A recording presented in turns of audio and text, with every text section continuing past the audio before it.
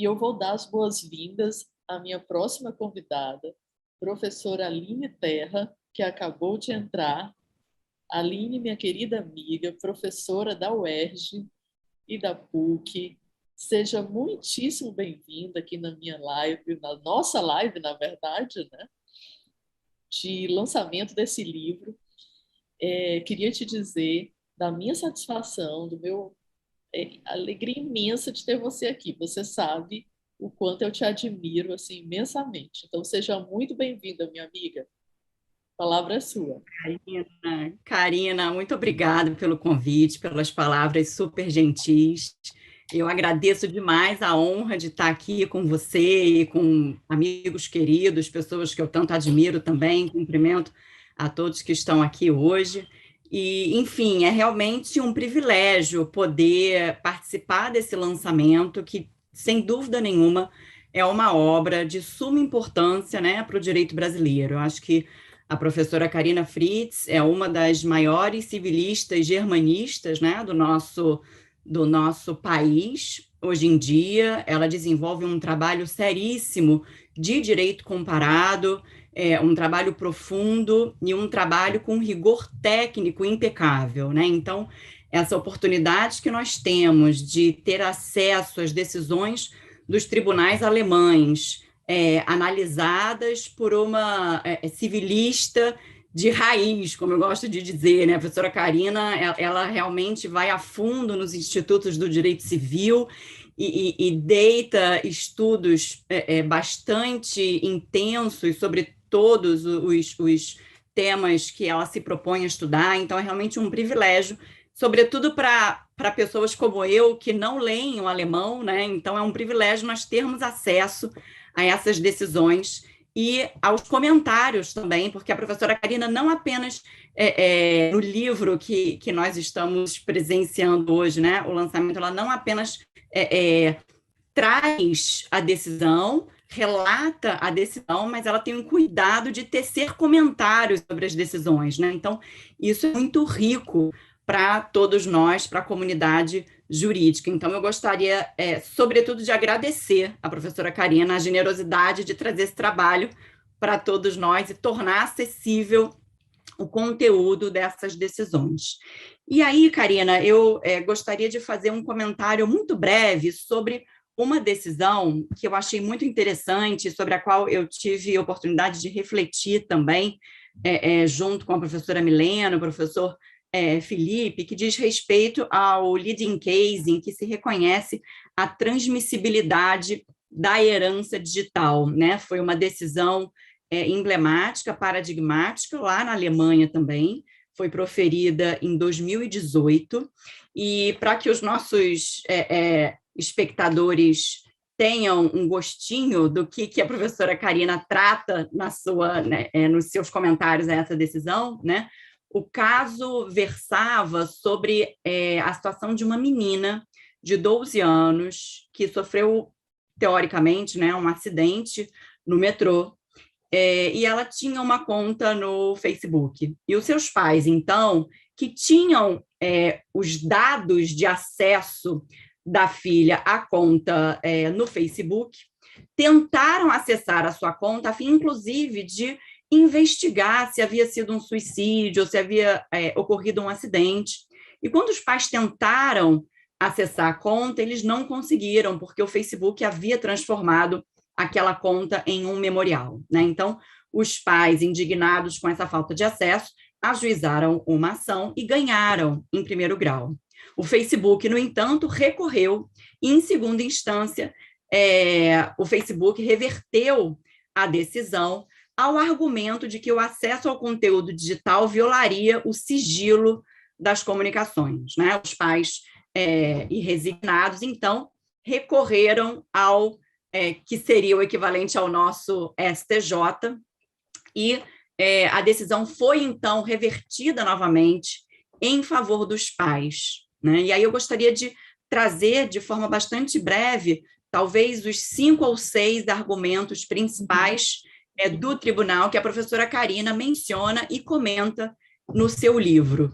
Em primeiro lugar, o tribunal apontou de forma bastante pertinente que o contrato celebrado entre a menina e o Facebook é um contrato de consumo, e como um contrato de consumo deve ser regido pelas regras do direito sucessório, né? Então, se nós estamos diante de um contrato cujas prestações, cujas obrigações são transmissíveis aos herdeiros, a mesma regra deve ser aplicada para esse contrato celebrado entre a menina e o Facebook, né? Então, o tribunal entendeu que deveria, por força do princípio da sucessão universal, ser conferido acesso aos pais a essa conta da menor.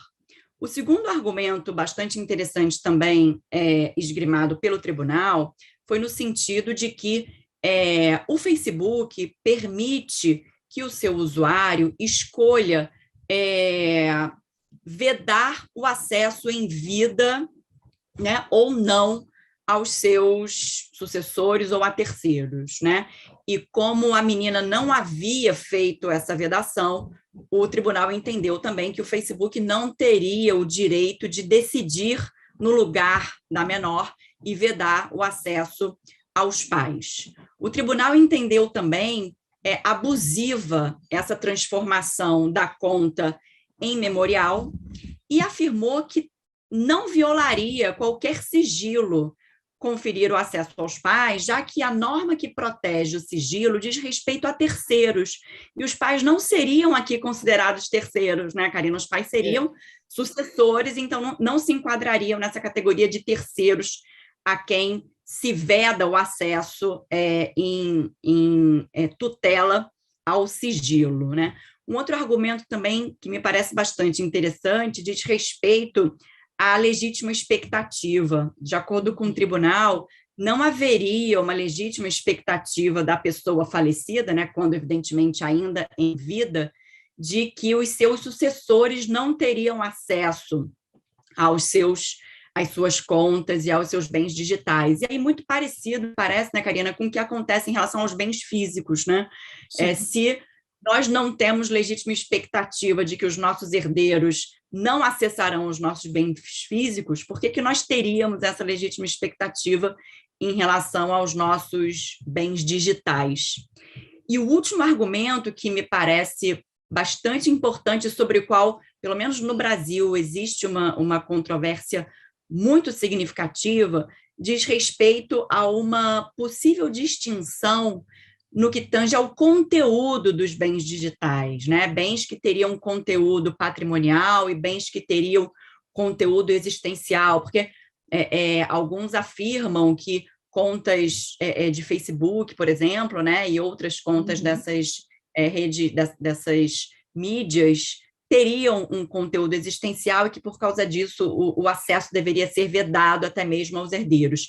E o tribunal rechaçou esse argumento e entendeu que não haveria que ser feita essa distinção e que, então, os pais, os sucessores, teriam, sim, acesso à conta da menor, né?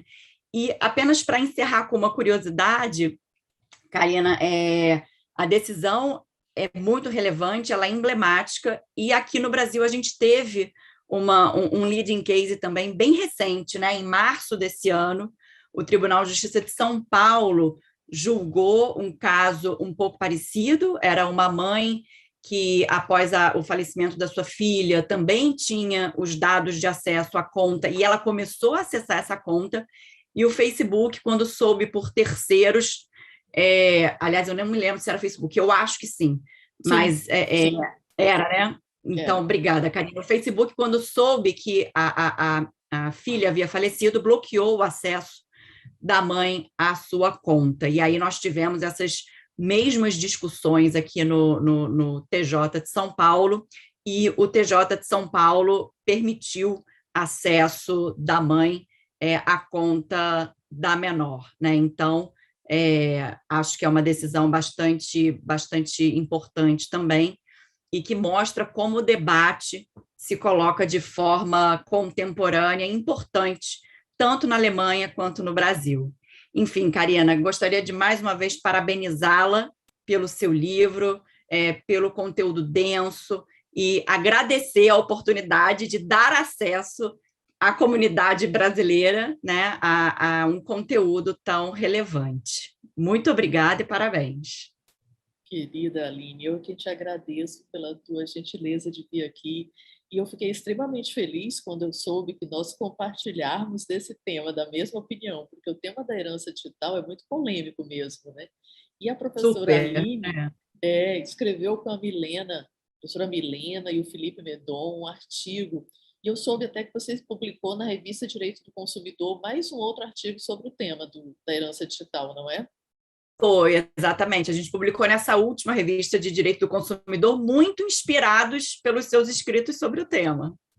Pois é, mas vocês também me deram um insight muito bom em um artigo do Migalhas em que você fala assim, olha, não dá para se confundir a personalidade com da pessoa, do indivíduo, com os bens que são objetos de direito de personalidade. E eu me lembrei depois que, imagina, né? Até os documentos pessoais, como identidade, CPF, certidão de nascimento, óbito, que contém dados pessoais relevantíssimos, isso é transmissível à família. Por que não a gente não transmitir mensagens que, simplesmente pelo fato delas estarem armazenadas num provedor pago, cuja senha é colocada para a proteção do sistema, como o próprio tribunal alemão ressaltou, né? E não é para impedir o acesso de herdeiro. Quando você coloca uma senha, é porque o sistema existe para proteção, né? Sem Então, dúvida. é um tema Que eu muito apaixonante, né? Sim, tem muitas discussões abertas, né? Eu acho que, só para encerrar, a professora Gisela já está aqui para Já participar. está aqui. Tem discussões muito Eu estou importantes adorando a sobre discussão, fiquei à vontade. sobretudo quando você tem contas que assumem um valor, né, muito grande, às vezes a pessoa falece e aí tem um boom de seguidores e é uma conta que é rentável economicamente, né? Então, será que isso teria que ser transmitido por alguma forma testamentária ou não? Então, existem inúmeras discussões em aberto e acho que o seu comentário aqui é importantíssimo para a gente começar a pavimentar um caminho aí em direção a soluções possíveis diante do nosso ordenamento jurídico. Muito obrigada, professora Karina. Um beijo muito carinhoso. É sempre um privilégio estar aqui com você. Eu quem agradeço a sua presença aqui, querida Aline.